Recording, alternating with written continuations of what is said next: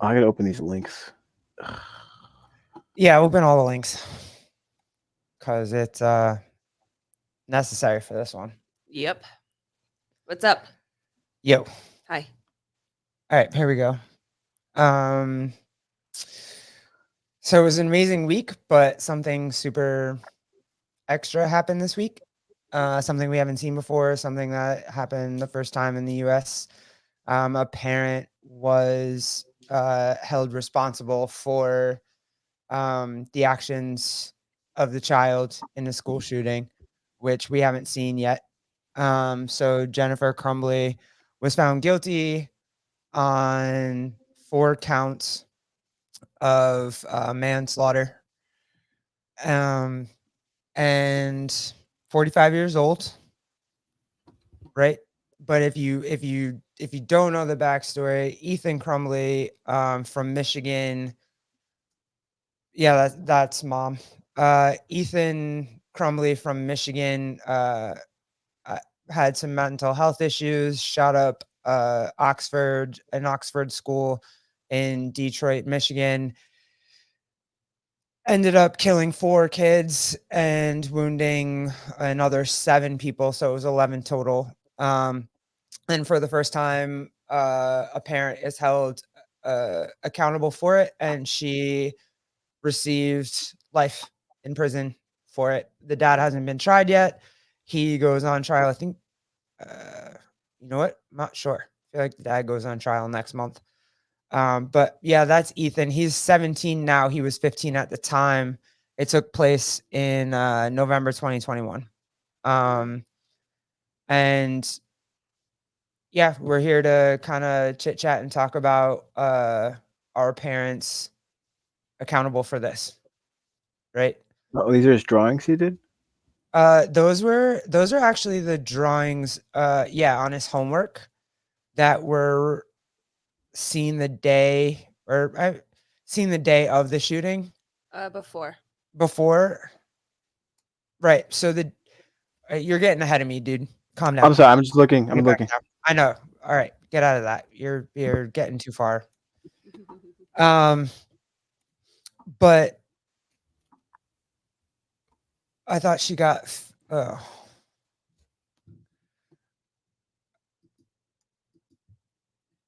Jeffrey number 1. I thought she got 15 years. I read in the post that she got life, but I don't know, Jeffrey number 2. You want to check that out? See if I'm we can getting find there. out. I mean, I know. there's I know he definitely got life. he got life without parole. Yeah. I thought I saw that she got life, but Ba-dum. um, the number one thing was that I mean, I think for me, well, this whole thing is kind of crazy, but um, there was a meeting, right? Like he did the drawings on his homework. There was a meeting like 12, like he had the meeting. It was like for 12 minutes the day of. Mm-hmm. Yeah, I know manslaughter is not usually a life decision, but she was convicted on 4 counts. I I'm not, maybe I read something over the,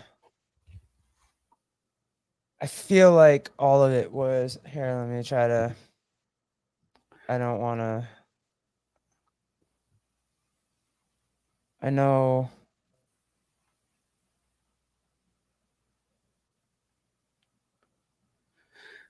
All right, Jeff, Jeff number 2, I'm going to let you look this up real quick.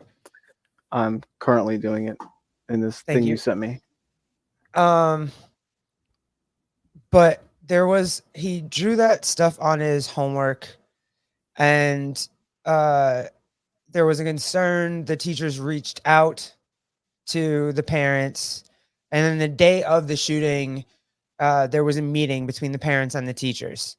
Okay. Right. So the parents were brought in there. The meeting apparently was 12 minutes long.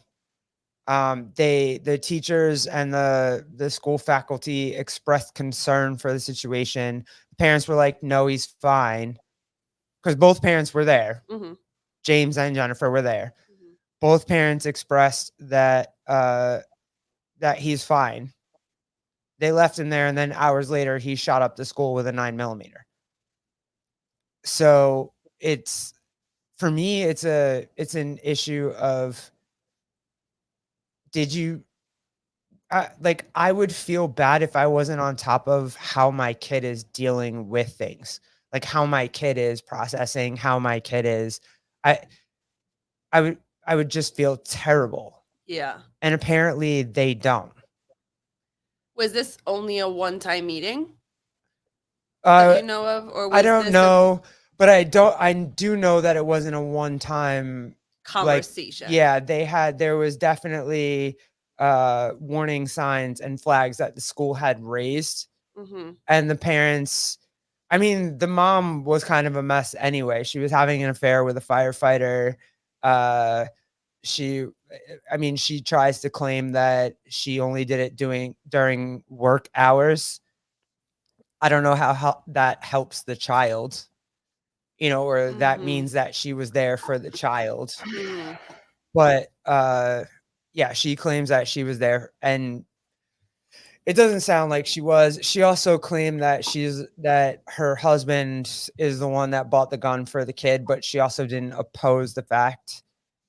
I've read different things. It kind of says that they she said in the trial that the husband bought the gun for the kid, but it also says everywhere else that they just had a gun and he found it. So I mean, Mhm. they could have bought him the gun, and Mhm. also they could have just had a gun. But I mean, in the trial, she also said that she wasn't opposed to her husband buying the gun for the kid either. So I'm assuming that it's true that they bought the gun for the kid. Yeah. Well, yeah, Jeffrey Bridge. Yeah.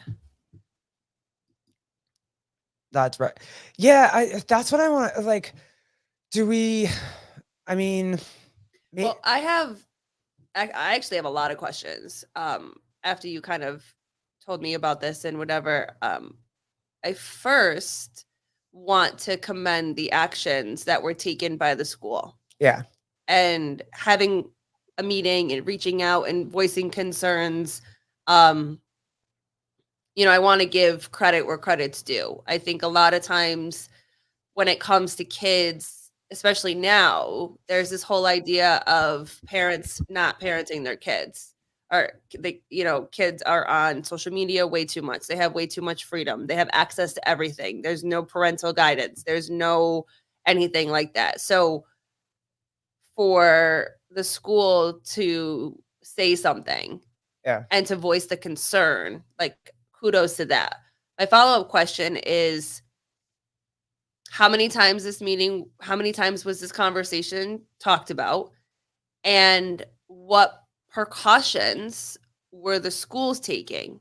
Because if the schools thought that this boy was a threat, that he was mentally unstable, what precautions were But being I taken think, at school? but then I would push it back, because I think the schools did take the precautions by saying that they should take the kid home and that Yeah. the kid needed help, and the parents Okay. did nothing to help the mental Okay, so health I issue missed of that. it. So Yeah, they did. yeah. They did.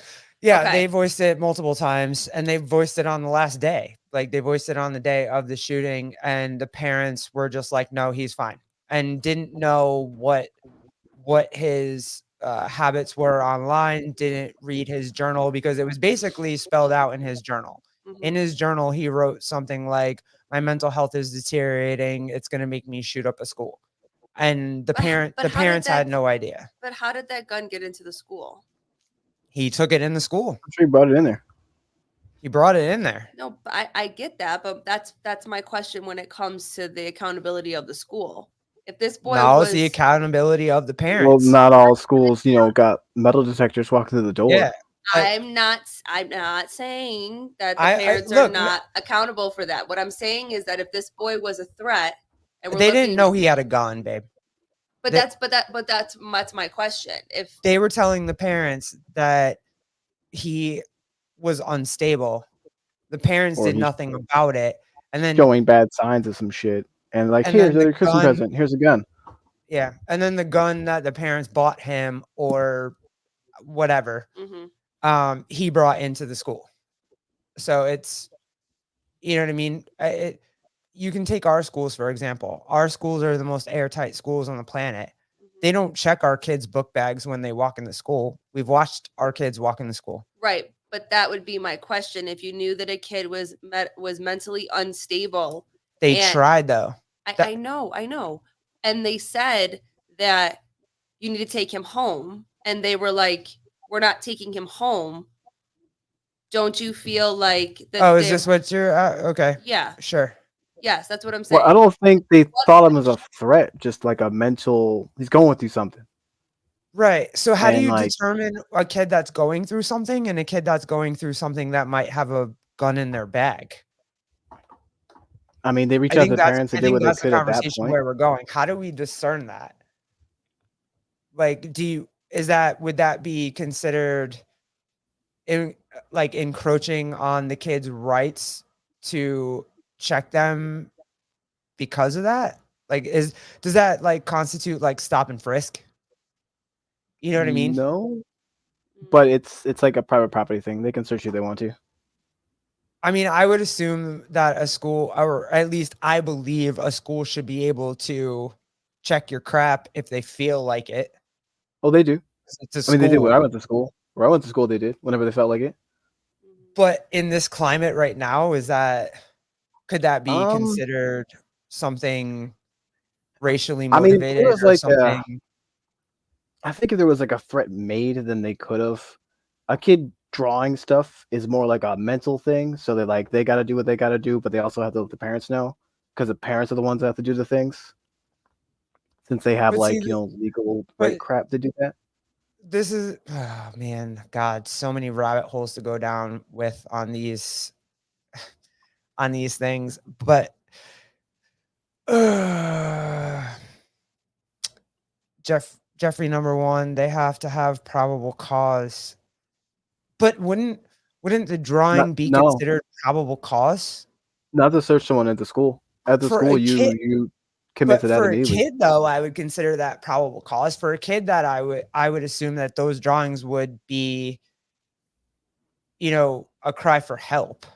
If he literally wrote it out and said that this is what he was going to do. Like he drew the gun, he drew the bullets, he drew What were the phrases? Thoughts won't stop me.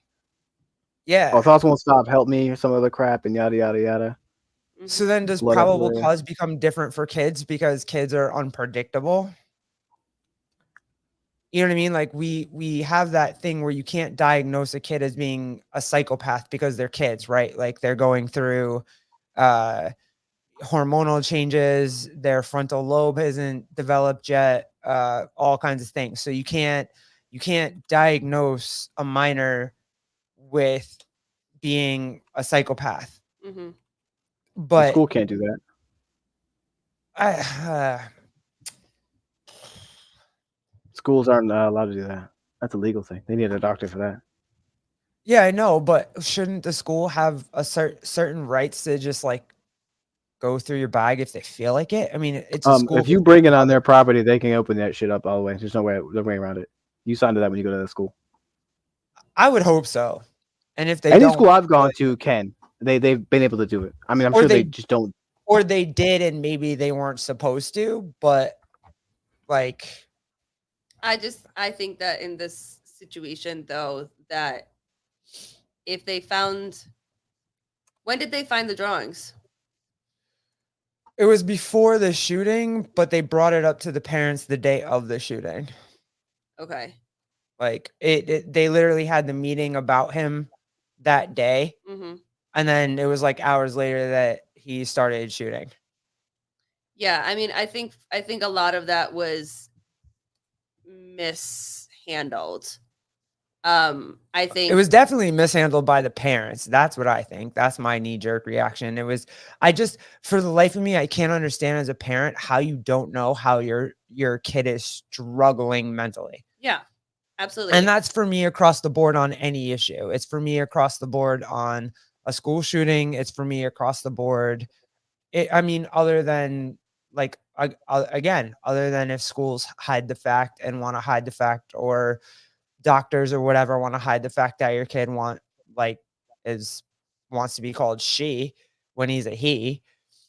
But across the board for me, I don't know how you don't know that your kid's not struggling. I don't, you know what I mean? Mm-hmm. We have an autistic child. We are on top of how he feels all the time. Mm-hmm. So, Mm-hmm. oh, this is a good point. Yeah. When I grew up, yeah, sure. The drawings would get you suspended in my school. Yeah. I also think our culture is very different than it used to be. Yeah, School shootings are known and well known, and we're almost numb to it. But also at the same time, actions need to be taken when there is a thought. I mean, you get an email, you get a letter, you get any sort of threat, and certain schools are going into action. So if that was the case and they chose not to, so the parents chose not to take him home, okay. Does it fall on them? Of course it does. You're his parents. You should step up. You should take your kid. You should have immediately taken him to a counselor, a psychologist, a doctor. Go get him the help that he needs. But and what also, I'm saying as the school's job too is that, at least for me, if I was in the school's position, what could I have done to try to help? If you're going to keep him here, then he should not have had any chance to be by himself. His belongings should have been searched. There is a legit drawing threat, whether it's mental illness or not, mental health or not, that he's literally saying, help me. So is that enough to get the school involved to make the choices where he doesn't get to be by himself? Because obviously, but do schools get involved when parents won't get involved? That's the other question. Like, if the parents don't care, schools try, but there's only so much they can do. They right. inform parents and like try to give them the resources, or even like they'll contact CPS if they really want to be that far with it. So some schools will do that. They'll jump over your head and get the government involved. Yeah, that's a good point.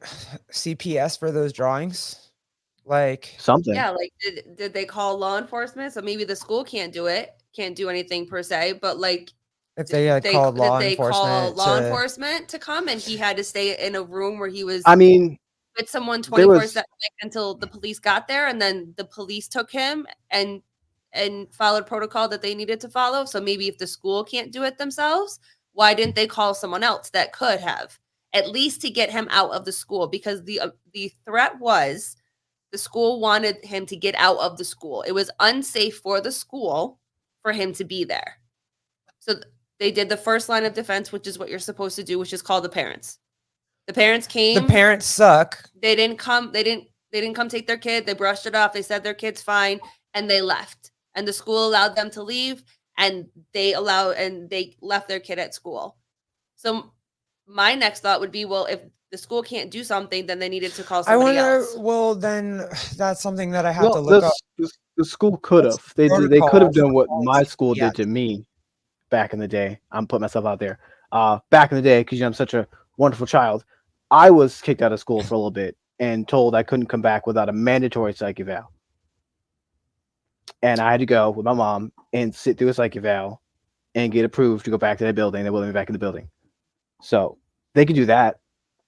I mean, that's still on my mom's fault to do it. Like, my mom still had to go out of her way and do it. But the school's like, nope. Right. Yeah, your mom actually had to be a participant. Yeah. Right. Yeah. But it's also like, we can't make him go, but we don't need to let him in here. So get him out. But that's yeah. Jeffrey Birchfield's saying the same thing. Like, yeah, I wonder what the.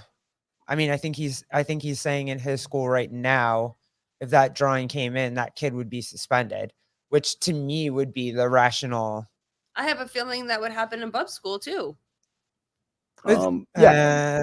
I mean, it happened when I was younger. Like, you could wear a skirt too short and you got suspended. Oh so my God, yeah. It's true. Bust out the ruler.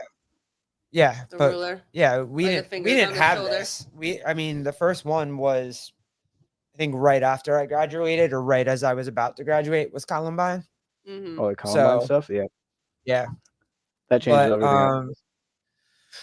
but my main thing is so we've established what we think the school should have done, but the parents didn't do what they were supposed to do. Right. That was my main thing, is like I would feel freaking horrible if I didn't know that my kid was struggling. If I wasn't, I'm not saying I need to be a helicopter parent, but to not know what my kid is doing online and not know what my kid's journals are. I mean, I Oh no, think the that school's fucked up. huh? So What? I'm reading this story. Um, they said they notified his mom that he was searching for ammo on his phone. The school did. That would have been an immediate red flag. Get about the school. So it was for me it is mom on this certain occasion. So I'll put out what I think. Uh, in this, I think everything is case by case, and it should be case by case. But for this one, these parents weren't engaged in their kids' lives at all. Mom was having an affair. She was off doing whatever she was doing with her firefighter lover. Her husband was just buying ammo and guns for her kid, and nobody gave a crap that even when they were notified that he is having a difficult time, they didn't give a crap. And for me as a parent, if I didn't know that my kid was struggling, even just with regular school stuff, I would be I would feel like absolute dog shit if I wasn't paying enough attention to my kid to know that he was struggling mentally and asking for help. Like, this kid was actually asking for help. He's 15 years old. Now, let me lay the story out for you, though. I'm not going to pull his 15-year-old picture up, but he basically looks goth. If you go look him up, he looks goth as crap. He's overweight. He's the chunky kid in school, and we all know how that goes. And he's goth, dressed in black with the girl haircut that, like, Oh, it's the the emo swooping, haircut. yeah, The emo like the emo emo hair, bangs. whatever. And he's drawing guns. If that doesn't scream help me, I don't know what screams help me. And he was doing that long before any of this started, so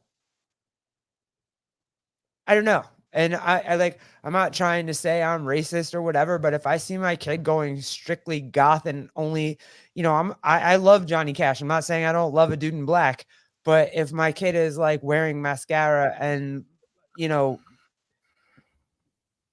you can tell when a kid is struggling. And I just think if the parents weren't paying attention, and they didn't give a fuck because they were doing other things, and they had other things that were more important to them, and their kid wasn't. And he shot up a school because they weren't paying attention. For me, that's where I go. That's my knee jerk reaction. So Yeah, it absolutely starts at home. I think it absolutely starts at home, and I think the constant access to social media has a big part in that. I think it exacerbates bullying. I think it exacerbates these cliques. I think it exacerbates mental health. I really really do. So I know this whole idea of like a helicopter mom or a helicopter parent is a bad term, but I also feel like that people have used that as a way to say don't parent. yeah, Don't parent your kid. You can't be that helicopter mom that's always on top of your kid. Don't and I think that some people, like most sayings, have taken it to a point where they're not parenting their kid. Their kid gets whatever they want. There is no sense of boundaries. There is no sense of right and wrong. There and is no sense of there's no consequences. coping skills. No, there's zero coping skills. So So I absolutely would you consider their actions as being child abuse? I I have a humongous problem with the fact that they put Gross negligence. I would say definitely yeah, neglect. Definitely neglect. yeah, if you care more about who you're sleeping with than how your kid is doing, like, and Yeah. Mhm. Yeah. I think neglect. But it definitely starts at home, and my question always when it comes to kids, like, where are the parents? Right. And when do you stop parenting? You know what I mean? Like, so to sit here and just brush it off and say that like my kid's fine, my kid's fine, my kid's fine. I'm sure your kid heard that a lot.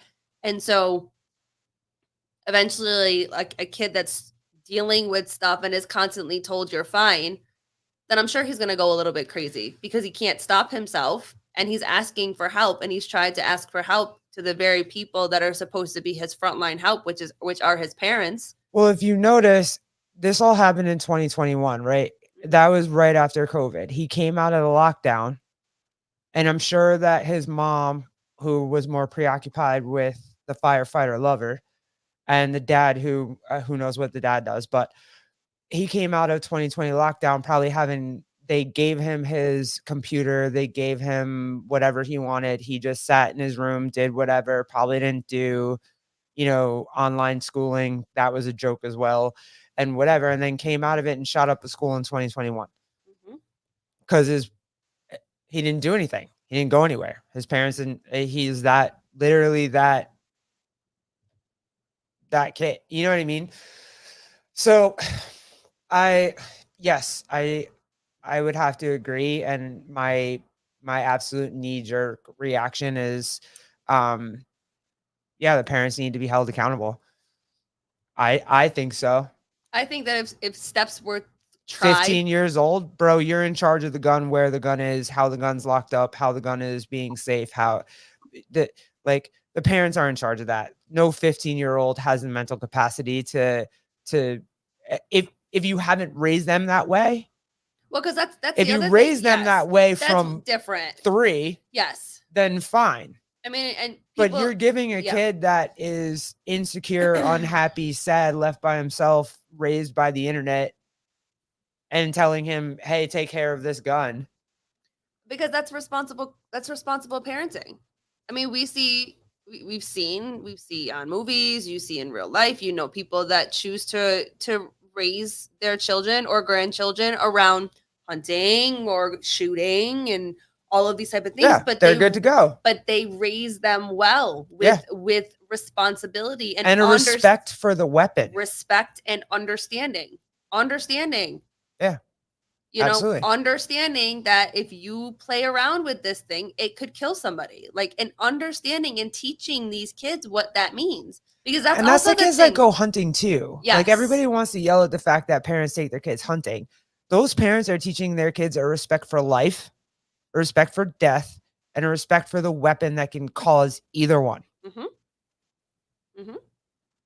So those kids Absolutely. understand that. Yep. These kids that play Fortnite all day think that their freaking life is just going to respawn. But I mean, and you've said it when we've unfortunately had multiple conversations about all of these shootings that happen and all of this negligence that happens or whatever, is that these kids don't understand because they're so used to playing games that death is real. Yeah, it's over. It's over. There's no restart. There's no start from back level 1. This ain't Jumanji, bro. This is like, this is.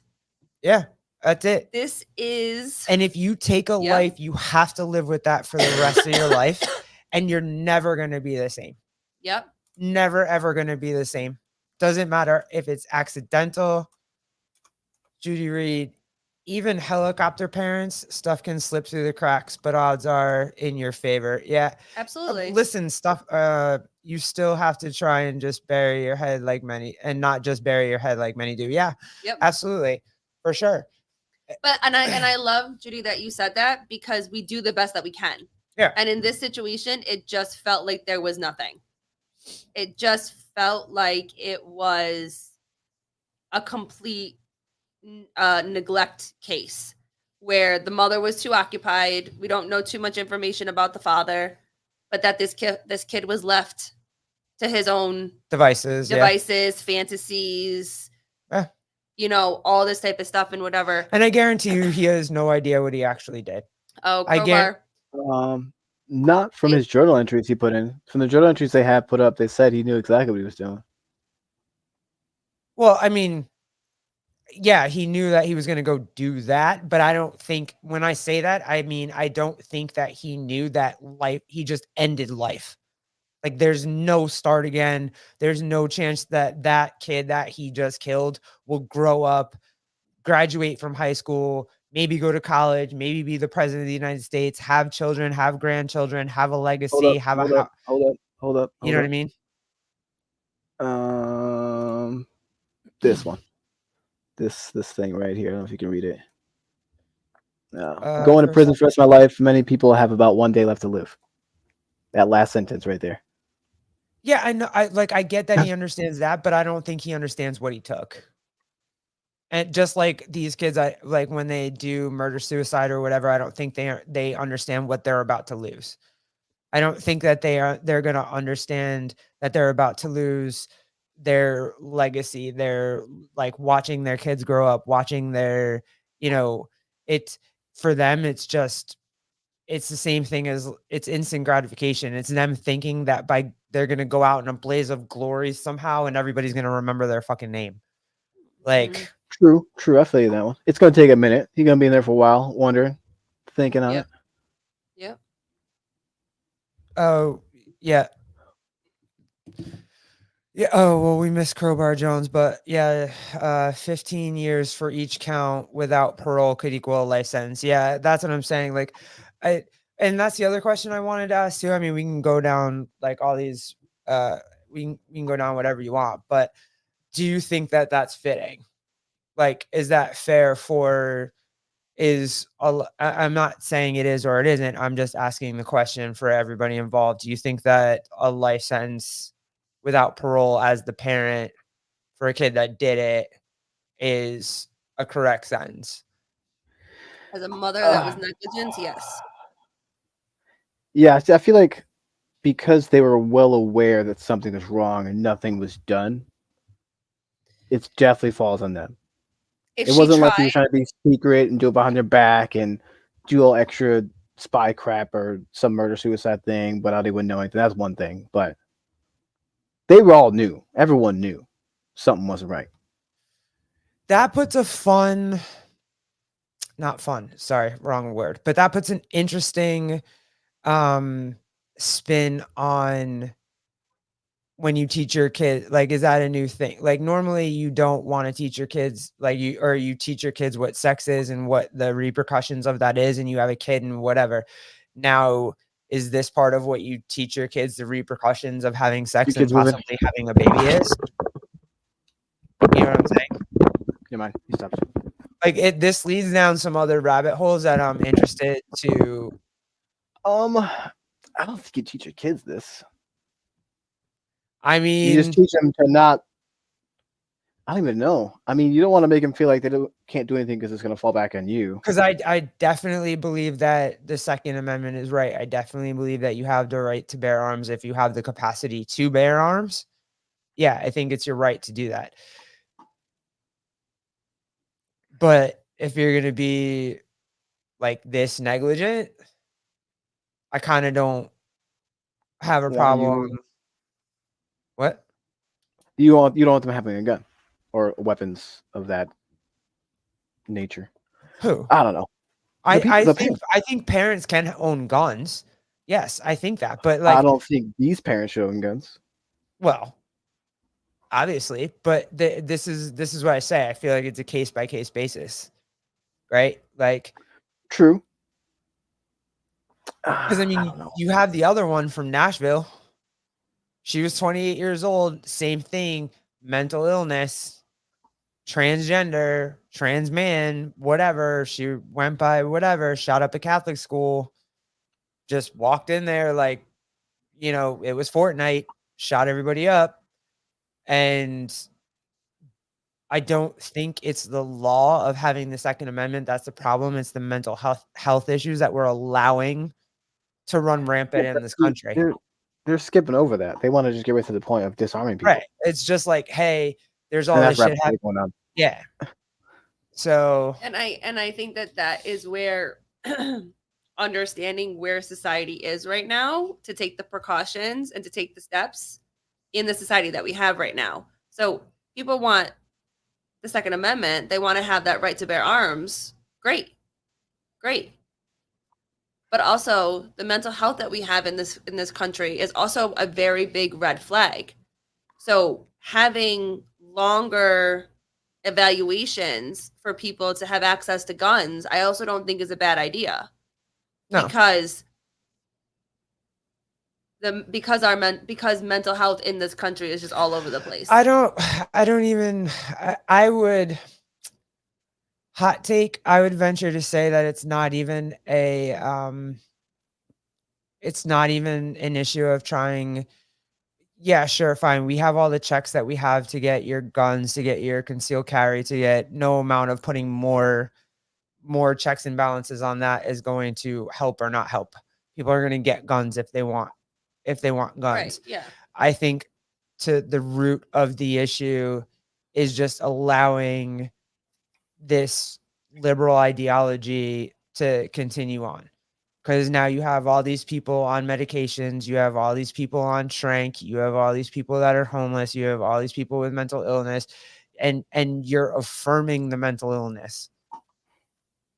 And so I don't think having guns or not having guns is the root of the problem. And like, I hope I'm saying this well enough, but it's the root of the problem is not having a belief system, not having a direction to go in, not having something to fight for, not having something to ground you, not having a country to be proud of, not having a family to want to protect, not having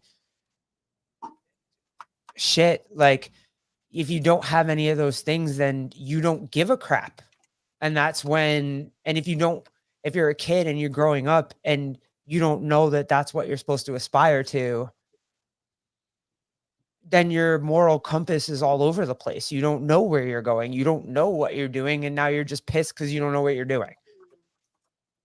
So if anything, that would be my hot take on it. But I mean, unless there's someone that wants to come challenge me on it, I'm the same way. I think those specific parents are on. Hey, listen, They, in this particular case, they absolutely should be held accountable. yeah, They absolutely, because at the same time, he's still a child. yeah, 15.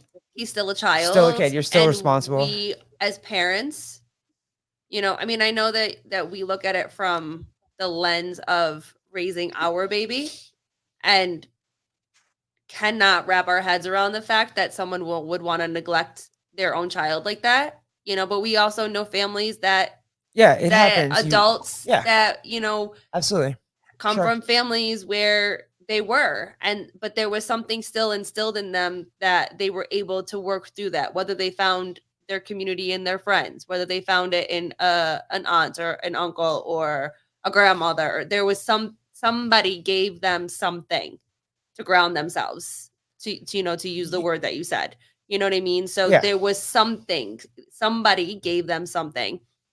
And I think that our generation, or the generation that is growing up now, they don't know how to me, this all comes back to demasculating our men. I mean, it really does. For me, I remember my grandfather, and he was the head of our household. His word was the end. Like, he was always good to my grandmother. He loved her to death. He always, if I asked him for something, he'd be like, "Did you ask your grandmother first?" And if whatever her word was, he backed up her word, and he honored her word. Yeah. Did did I ever speak unkindly to my grandmother, disrespect my grandmother, whatever? Like, listen, I was outside chopping wood. There wasn't any of that. He honored my grandmother and loved her and took care of her. And the fact that it's not okay to teach men that, or say that, or like, it's just dumb. Like, that's half the problem. Mhm. Now men can just, or little boys can just get all upset and have freaking a million freaking emotions and run out and shoot up whatever they want to shoot up Because they're in a bad mood. because they're in a bad day. And that was never, happy. Yeah, for real. Happy Jeffrey wife. knows. Listen, all day. Hmm. But he was the head of our household. There was not a dispute. No one questioned it. No one, whatever. At the end of the day, whatever my grandfather said, that was it. And I don't think that's a bad thing. And to take that away from men is a bad thing. I really do. And here we are running around being all emotional and shit. And, it just, I don't know. There's a lot to be worked out when it comes to this topic, but I definitely don't think it has anything to do with the Second Amendment and your right to bear arms. There was a reason that we had that, and I still think it holds true. For me, the whole idea that these young kids can get access to these guns, that's where the big question mark comes to me. And it does. It obviously comes down to the parents. And I'm not saying it's every parent. There are parents that do their very best to honor their values of being able to protect their house and bear arms and whatever. And then you have kids that find their way into that. I'm not taking away from the parents that are present and there and have done their best to teach their kids. I'm not taking that away from them, but I'm saying these kids that get access to these guns when there's no sense of understanding or, like you said, respecting what a gun actually is, that is the big question mark for me. Yeah. How did you think, or why did you think that it was going to be a good idea to give your teenager, where most teenagers are mentally unstable because we're going through fucking puberty and our hormones are all over the place and we're trying to navigate life and school and bullies and sports and our bodies changing and our hormone and everything. And also, is, you've never taught them how to be responsible for anything. They're not Right. responsible for their own clothes. Like, they don't know how to do laundry. They don't know how to, like, clean up after themselves. or Listen, be our proud of the son fact is- their room's clean. Our son is 6. Yeah. And he has chores that he has. He feeds the dog every day. He cleans his room. Now, mind you, I am that mother that there are days that I would like it a little bit more clean than he does. But he does take pride in the work that he does. In what he does. Yeah. He can get himself dressed. He can. And he cares about it. He cares about the way that he looks. Yeah. He cares about the way he presents himself. He cares about the way that he presents himself to the world. And there's nothing wrong with that. Yep. Like, but you need to parent. If you have a kid, you need to be a parent. And this whole,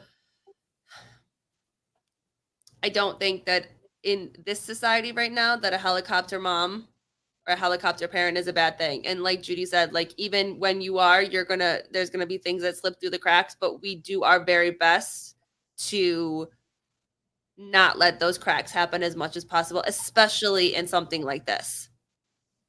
Yeah. Especially in something like this. You want your kids to slip through the cracks. You have to set standards. Yeah, standards and boundaries. She said you two have set standards with a heart. Oh, Judy, thank you. Yeah. Appreciate you. Thank you.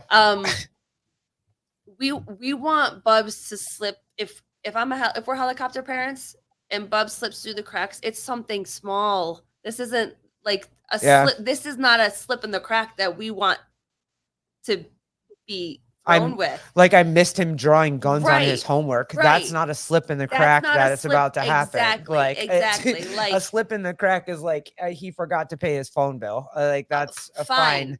We'll figure that out. But like, now guns on his homework, that's not a slip in the crack I'm about to have happen. No, and I think it goes back to the whole conversation about like when and how do we teach our kids. And I think that I think as long as you're teaching them and coaching them and filling them up with information and teaching them consequences and like, I don't, and things that are age appropriate. Like there's conversations that we have with our son that are age appropriate for him, that are conversations that we'll have for the rest of his life. You know what I'm saying? Like something as simple as like, okay, he's leaning on me and I've asked him to stop because I don't like it. We talk about the fact when someone says they don't like something, that means that you have to stop. And it's okay that they don't like it. Exactly. That conversation is going to carry him for years, and we're going to have it differently with the different age that he has. You know, I said no. And I wonder too. Why, mommy? Because with this, I said no. Yeah. You know, and what does no mean? If I say no, I don't want you to touch my shoulder. What does that mean? That means no, mommy. That means I'm all done. Well, he's learning. You know what I'm saying? Like that's just teaching kids to understand what no is and be capable of accepting that you're saying no. But my point being is that these are the age appropriate conversations that get to traject where he's going to go later. And if you're not even having these basic conversations, how are you giving them something like a gun and expecting them to know what to do with it? It's crazy, man. We're getting there. Be a parent. And also too, half of it is just paying freaking attention. Like just be around your kid and pay attention to your kid. That's the thing that I think that they don't. And I think that's the thing that solidified how I felt about that case. 100%. She should absolutely be held accountable. You weren't there. Yep. You didn't pay any attention. You didn't know what that kid was doing. You didn't know where he was. You didn't know what he was thinking. You didn't know what he was using. And then when someone voiced their concern, you ignored it. Yeah. You ignored it. And again, we talk about this all the time. We have constant conversations about what's going on with our kid at school. Yeah. And obviously these are not the same concerns, but whenever there's a challenge that he's going through, they're the first ones that call us. Yeah. No, we have direct access to his school. Direct access to his They ignored everything. I said they ignored everything. Yeah. The school, they ignored him because even he said he was looking for help and like even suggested therapy. He asked for therapy. Like that's a whole big He asked for therapy and his parents said no. Their parents like, oh, here's a birthday present early. Enjoy. Here's a gun. Have fun. Oh, okay. That's Merry awesome. Christmas. Yeah. Just buy you off with some presents and then you buy. The more that I read stuff about this world, the more you know. Shooting star. That was not what I was going to say, but. All right, y'all. Thank you for joining us. Happy Super Bowl Sunday tomorrow. Enjoy yourself. And hopefully Judy and Jeffrey, Crowbar Jones, thank you guys for always. Whoever was in here, really appreciate you. Yeah. Always love you. Judy Reed, I appreciate you. Thank you so much. Yep. And Jeffrey number one. Always being here. Always with us. Jeffrey number one. Wow. And hopefully if you're still in here, hopefully we have some big news coming up in like a couple days. I'm super pumped. Jeffrey, you might have a little bit of an idea, but so hopefully in the next couple of days, like I'll be able to like put something fun in my stories. It's okay, Jeff. I get it. Thank you, Judy. That means a lot. Judy, we love you. And Jeffrey, we love you too. Jeffrey number one, we love you. Jeffrey number two. Wow. We're getting there. Okay. It's okay. It's okay. I'm still watching your kid. Years later, we're still just getting there. It's fine. Clinton, thanks. Bye, guys. Deuces.